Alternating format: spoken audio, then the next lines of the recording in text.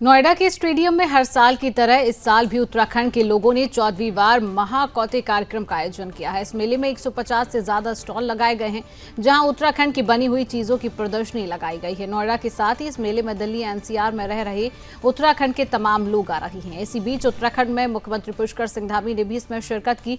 उन्होंने कहा कि इस मेले के जरिए आम लोगों को उत्तराखंड की संस्कृति, सभ्यता और उत्पाद के संबंध में भी काफी जानकारियां मिलेंगी।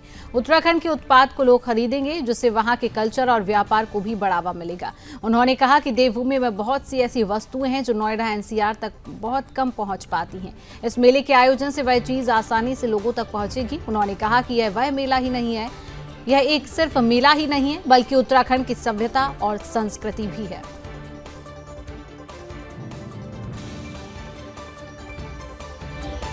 समृद्ध संस्कृति और परंपराओं को सजीव बनाए रखने के इस अद्वितीय प्रयास के लिए मैं पर्वतीय सांस्कृतिक संस्था की पूरी टीम को हृदय से उनका आभार व्यक्त करता हूं। उनको बहुत बधाई देता हूं, जिसने आप सभी को यहां पर इतने बड़े महाकौतिक में बुलाया, सबको एक सूत्र में बांधने का काम किया। भाइयों बहनों, आदरणीय प्रधानमंत्री नरेंद्र मोदी जी के नेतृत्व में एक और हमारी सांस्कृतिक विरासत को पुनर्जीवित किया जा रहा है, और वहीं दूसरी ओर local for vocal, make in India जैसी पहलों के माध्यम से हमारी स्थानीय अर्थव्यवस्था को प्रोत्साहित किया जा रहा है, जिसका एक साक्षात उदाहरण यहां पर लगे हुए हमारे सभी स्टॉल हैं जो इस बात को प्रदर्शित कर रहे हैं। इसी दिशा में हमारी सरकार ने भी आदरणीय प्रधानमंत्री मोदी जी के मार्गदर्शन में राज्य में कई महत्वपूर्ण और योजनाओं और नीतियों को सफलतापूर्वक लागू किया है, जिससे राज्य का चहुमुखी विकास सुनिश्चित हो रहा है। आज राज्य में रेल कनेक्टिविटी हो या सड़क कनेक्टिविटी हो, इसके साथ साथ पर्यटन और स्थानीय अर्थव्यवस्था को भी हमारी मातृशक्ति के उत्थान के लिए, उनके सशक्तिकरण के लिए हम निरंतर प्रयास कर रहे हैं, निरंतर कार्य कर रहे हैं। हम इकोलॉजी और इकोनॉमी, जो हमारा पर्यावरण है, उसके संरक्षण में भी बहुत बड़ा योगदान देवभूमि उत्तराखंड देती है।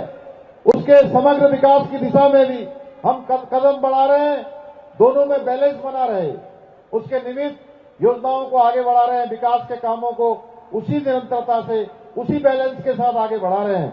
इसी का परिणाम है भाइयों बहनों।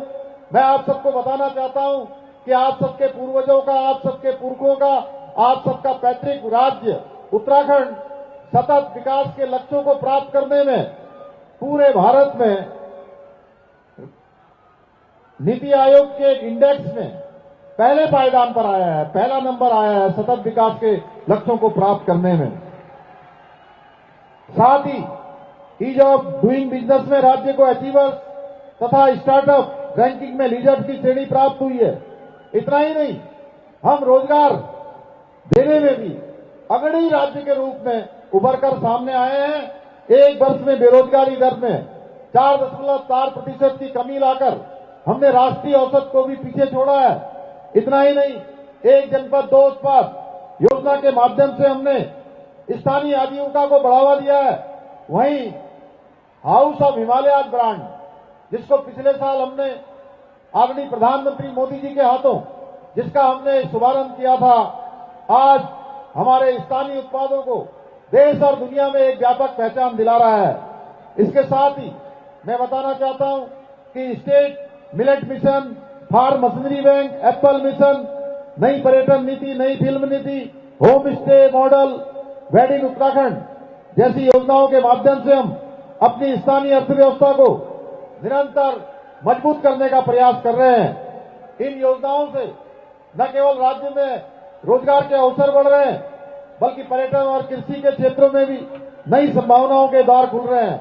इसके साथ साथ हमने राज्य के अंदर कई महत्वपूर्ण और ऐतिहासिक निर्णय लिए हैं, जिन्हें पूर्व की सरकारों ने अपने राजनीतिक स्वार्थ के कारण ठंडे बस्ते में डाल दिया था।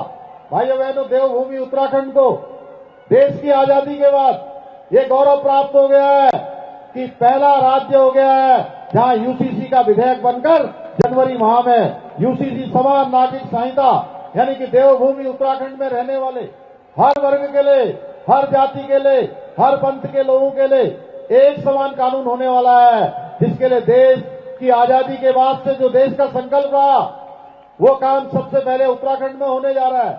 भाइयों बहनों, जिस प्रकार हम सबके राज्य से मां गंगा निकलती है, मां गंगा निकलकर पूरे देश को जल और जीवन देने का काम करती है, उसी प्रकार ये यूसीसी समान नागरिक संहिता की गंगा भी देवभूमि उत्तराखंड से निकलकर पूरे देश को लाभ पहुंचाने वाली है।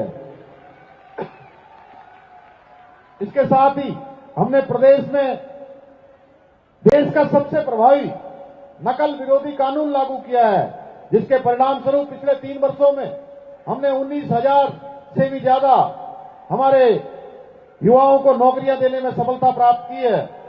भाइयों बहनों, प्रदेश की सांस्कृतिक मूल्य और डेमोग्राफी को संरक्षित रखने के लिए लव जिहाद, लैंड जिहाद और थूक जिहाद जैसी घृणित मानसिकता के खिलाफ भी कड़ी कार्रवाई करने के साथ ही हमने धर्मांतरण रोधी और दंगा रोधी कानून भी राज्य के अंदर लागू किए हैं। इसके साथ ही हम प्रदेश में बाहर से जो भूमि खरीदने वाले हैं और भूमि खरीद के जिन प्रयोजनों से भूमि का क्रय करते हैं, उन प्रयोजनों का उपयोग नहीं करते हैं, उनका दुरुपयोग करते हैं, उनके खिलाफ भी हम कठोर कार्रवाई कर रहे हैं। ऐसे लोगों की भूमि सरकार में निहित कर रहे हैं भाइयों बहनों, और जल्द ही हम राज्य के अंदर एक सशक्त भू कानून भी लाने वाले हैं, जिसकी प्रक्रिया गतिमान है। भाइयों बहनों, उत्तराखंड की संस्कृति, परंपराएं और विरासत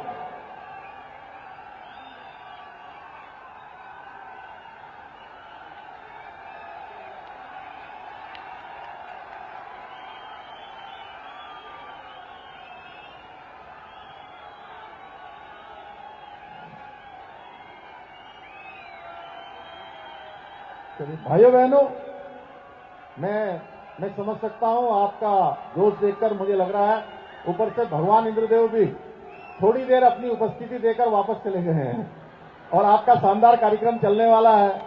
मैं अब अपनी बात को समाप्ति की ओर ले जाता हूं। इतना कहना चाहता हूं कि उत्तराखंड की संस्कृति, परंपराएं और विरासत ये हमारी आत्मा का हिस्सा है और मुझे पूरा विश्वास है कि इन्हें जीवंत रखने और आने वाली पीढ़ियों तक पहुंचाने के लिए हमारी सरकार विकल्प रहित संकल्प के साथ आप सभी का सहयोग हमें इसी प्रकार मिलता रहेगा। तो वो दिन दूर नहीं है कि हमारे प्रधानमंत्री मोदी जी ने बाबा केदार के धाम से कहा था कि 21वीं सदी का तीसरा दशक उत्तराखंड का दशक होगा। उनके मुख से निकले हुए ये शब्द कोई सामान्य शब्द नहीं थे, वो शिव रूपी शब्द थे जो शिव के धाम में निकले थे, और हम उस दिशा में आगे बढ़ रहे हैं। प्रत्येक उत्तराखंड से जुड़े हुए हमारे प्रवासी उत्तराखंडियों का, हमारे सभी लोगों का, आप सब लोगों को यहां रहकर भी उत्तराखंड के ब्रांड एम्बेसडर के रूप में काम करना है। और इस बार हमने 7 नवंबर 2024 को अपने पूरे भारतवर्ष के प्रवासी भाई बहनों का सम्मेलन देहरादून में आयोजित किया था और उन सबसे आग्रह किया था कि वर्ष में कम से कम एक बार अपने गांव जरूर जाएं, अपने पैतृक स्थानों को जाएं। हम आपका स्वागत करेंगे भाइयों बहनों।